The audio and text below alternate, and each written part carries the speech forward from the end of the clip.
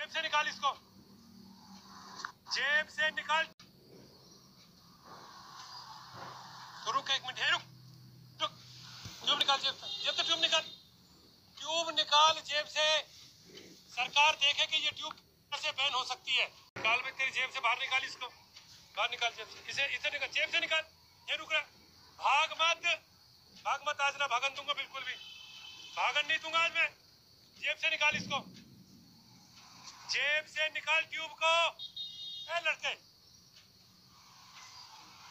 तो रुक एक मिनट, है रुक रुक, ट्यूब निकाल जेब से ट्यूब निकाल, ट्यूब निकाल जेब से। सरकार देखे कि ये ट्यूब कैसे बैन हो सकती है।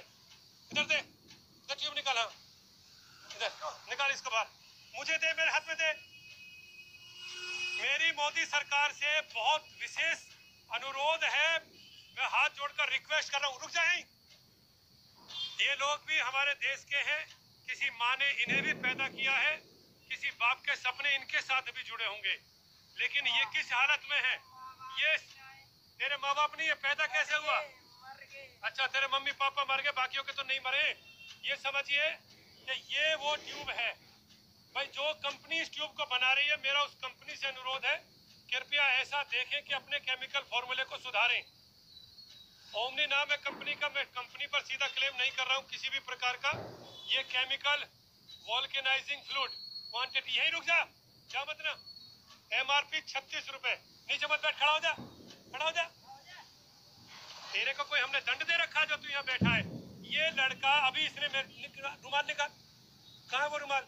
ये देखो, हाँ ये रुमाल है, इस रुमाल पर इसने अभी इस ट्यूब को लगाया और उसके बाद ये इस ट्यूब को, इस रुमाल को सूंघते हैं, इन्हें यहाँ सूंघा कहा जाता है। विषय ये है कि ऐसा हो क्यों रहा है, आपको मैं एक जानकारी दे रहा हूँ, जो भी खुफिया विभाग है भारत सरकार का, उस तक इसे पहुंचाएं। ये नशा अपने आप नहीं कर रहे थे, एक बहुत बड़ा नेटवर्क चल रहा है, उस नेटवर्क को बता रहा हूँ। खुफिया विभाग इस जानकारी को ध्यान से सुने और इसको वेरीफाई करे जो मैं जानकारी दे रहा हूँ। किस डेरे में रहता है, कहाँ रहता है तू?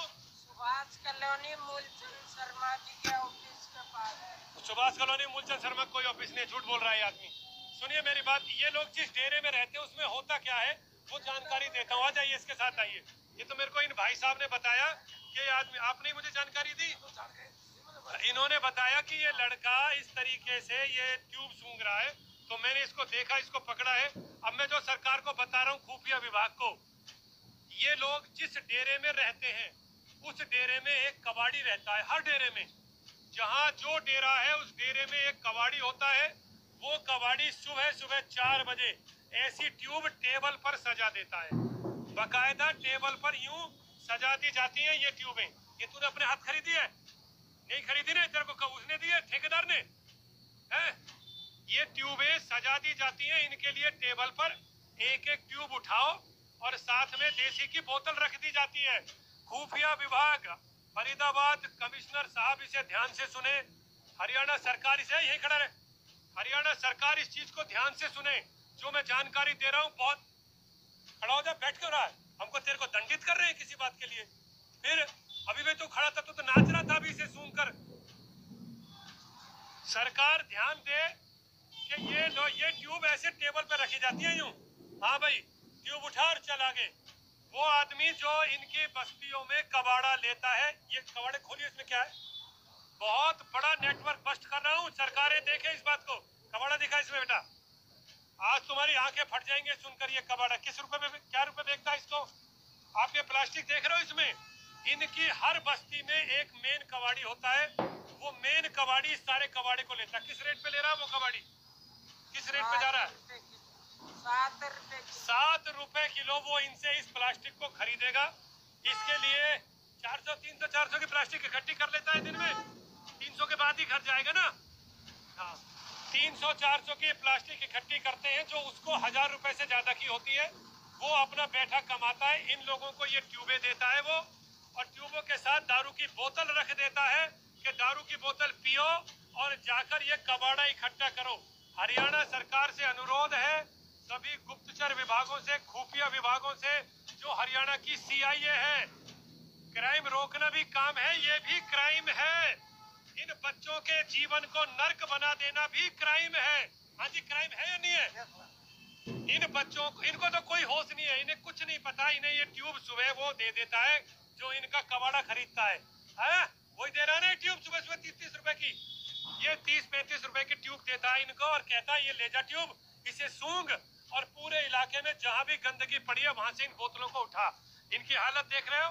एक इंसान को, किसी इंसान की भूख इतनी ज्यादा है कि उसने बाकी इंसानों को इंसान रहने लायक भी नहीं छोड़ा है। कितनी दरिद्रतापूर्ण जीवन ये जी रहा है। नहाया कितने दिन हो गए? 3 दिन हो गए नहाए, है ना? दंत मंजन तूने कभी किया नहीं।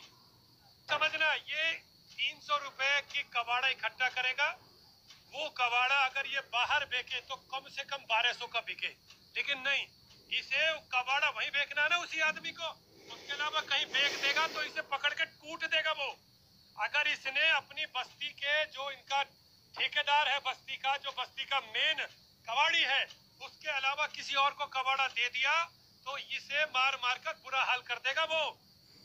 गुप्तचर विभाग, जितने भी ये लोग यहाँ झुग्गियों में रह रहे हैं, ये हमारा शहर है, बल्लभगढ़ शहर है, राजाशाही शहर है। इस शहर में मेरा डीसीपी साहब से भी, मेरा एसीपी साहब से भी निवेदन है कि कम से कम इनकी जांच कराई जाए कि इन झुग्गियों में जो लोग रह रहे हैं उन्हें ये दे कौन रहा है।